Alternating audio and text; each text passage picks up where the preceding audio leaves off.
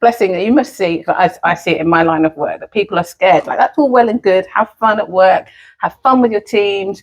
But bringing the tone down a bit, in this era of you can't say anything anymore, you can't do anything anymore. How do you still have that good culture without crossing the line, if that's the right phrase to use? Yeah, that's a good one. I think if the culture isn't defined, then you're at risk, full stop. In biology, when they taught us culture, they give you a petri dish, put cotton wool in it, and you put it by the window or something. If you don't put it there, it grows itself, whether you like it or not. Culture is one of those things that it just happens. It happens whether you like it or not.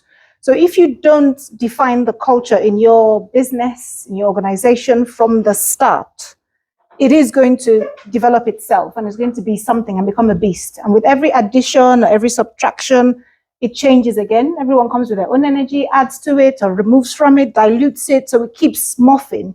So if you as the leader, you as the owner of the business, haven't defined what it is, and it's something you have to keep defining. It's not something you've defined 10 years ago and then that's it. No, you have to move with the times.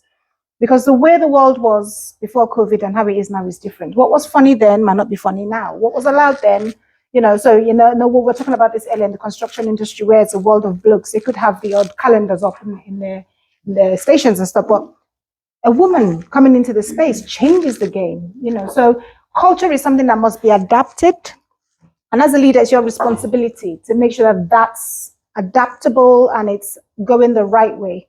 So I think if you define the boundaries, back to boundaries again, if you define what it is, what is allowed, we can have fun within this space, having banter. Sometimes they say, but I was only joking, but they're gaslighting you, but we have to be clear on what the culture is in our space. This is who we are, and make sure you bring in people that align with that culture.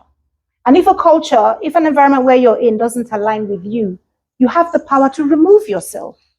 You don't have to stay in a place that's killing you, and then you're going home and you're ending that bottle of wine because somebody at work said something.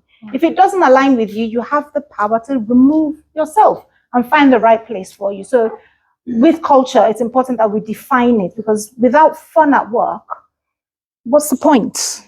I know, right? What's the point? I remember.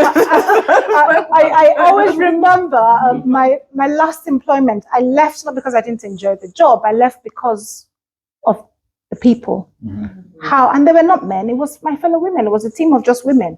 But how they made me feel on a daily basis, it made me forget who I am. I just didn't want to be me anymore. And so we have to be careful. The impact it has on human beings, the impact it has on our mental health. It's not a joke. So be aware of the environment you're creating as the owner of the business. Be aware of the environment you're in, because it will affect your own mental health, and pay attention.